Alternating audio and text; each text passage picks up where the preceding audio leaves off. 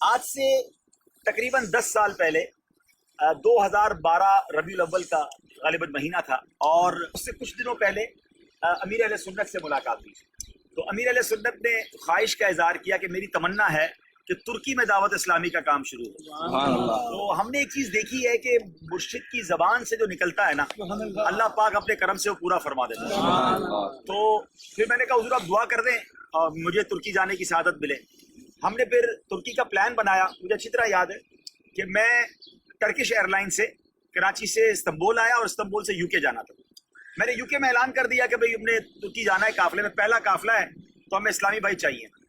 اچھا یو کے میں اتنے اسلام بھائی تیار ہو گئے. اچھا میں سوچوں کہ نہ ترکی میں کوئی جاننے والا، نہ کوئی مرکز، نہ کوئی مدرسہ، رہیں گے کدھر. اب میں جب استنبول ایئرپورٹ پہ اترا نا، تو جہاز سے اترا تو پورا ایئرپورٹ برف میں ڈوبا ہوا، پورا استنبول برف میں ڈوبا ہوا. میں نے کہا یا اللہ چند دنوں بعد مجھے یہیں آنا ہے واپس ان کو لے کر، تو رہیں گے کہاں اور کون ہماری زبان سمجھے گا.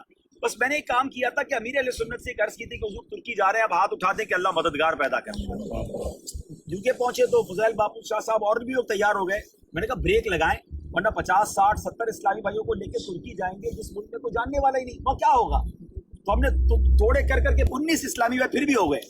اچھا اب جس دن ہمیں یو کے سے استنبول آنا تھا، یقین کریں ایک رات پہلے مجھے کال آتی ہے افریقہ سے، پاکستان سے نہیں افریقہ سے کال آتی ہے کہ آپ لوگ استنبول جا رہے ہیں. میں نے کہا ہاں. کہاں ٹھہریں گے؟ ہم نے کہا پتہ ہی نہیں ہے. کدھر جائیں گے؟ پتہ نہیں ہے. کہا ٹھیک ہے آپ یہ بندے کا نمبر نوٹ کریں، آپ کو ایئرپورٹ پر گاڑیاں لینے پہنچ جائیں گے.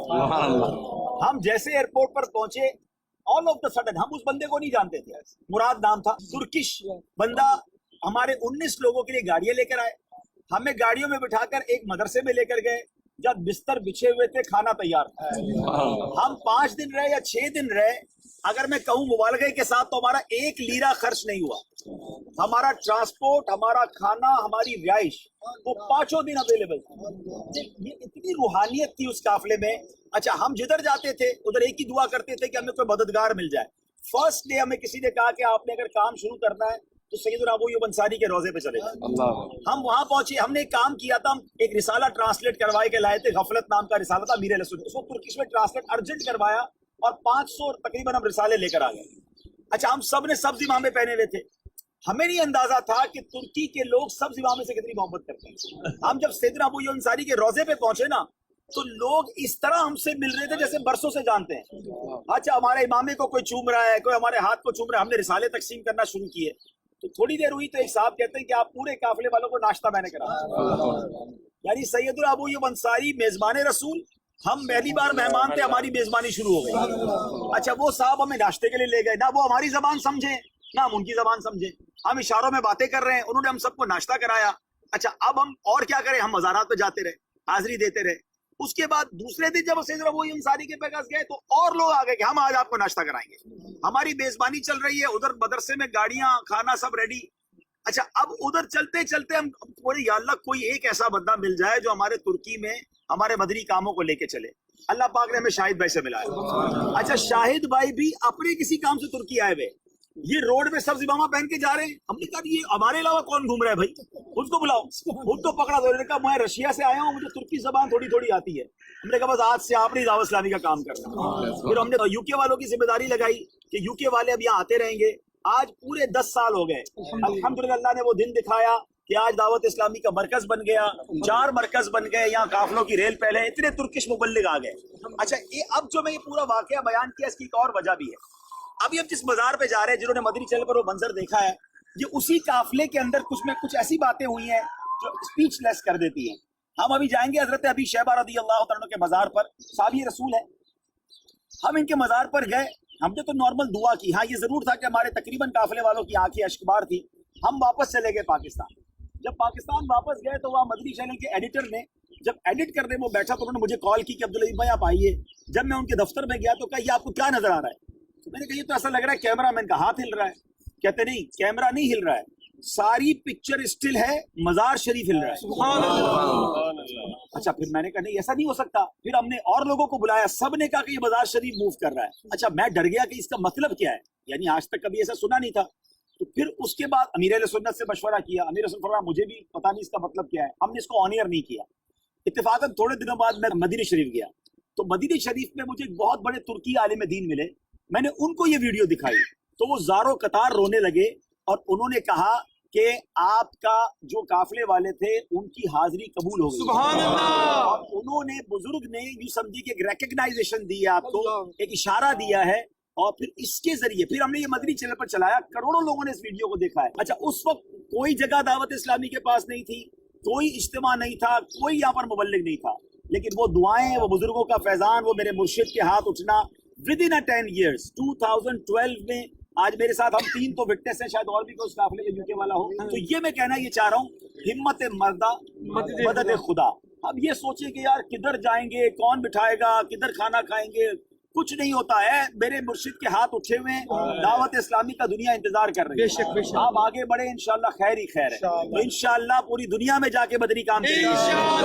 اب آئیے ان بزرگ کی بارگاہ میں۔ مقامات مقدسہ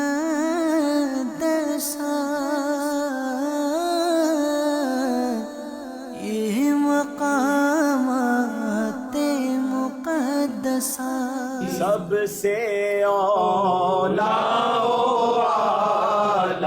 ہمارا نبی، سب سے بالا ہمارا نبی، اپنے مولا کا پیارا ہمارا نبی، اپنے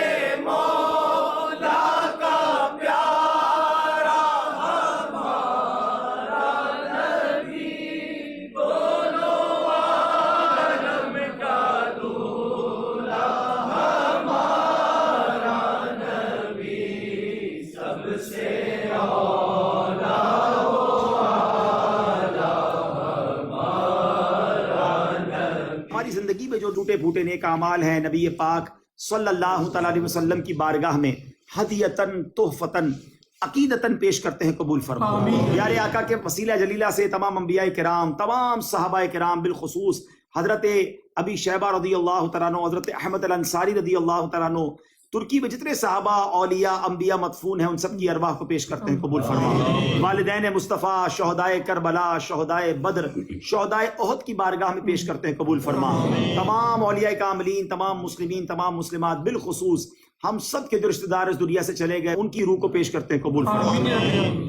اے رب کریم، ہم گناہ گاروں کی اس پاک دربار پر حاضری قبول فرما، ہمارے صغیرہ کبیرہ گناہ معاف فرما، ہماری، ہمارے ماں باپ کی اور نبی پاک علیہ الصلوۃ والسلام کی ساری امت کی بخشش فرما، ہمیں حاسدوں کے حسد سے بچا، بد نظروں کی بد نظری سے بچا، شیطان کے شر سے بچا، جادو ٹونے آسیب سے بچا، زمینی اور آسمانی بلاؤں سے بچا، زلزلوں، طوفانوں، وائرسوں سے بچا۔ وصلی اللہ تعالی علی خیر خلقہ محمد وآلہ وصحبہ اجمعین برحمتک یا ارحم الراحمین۔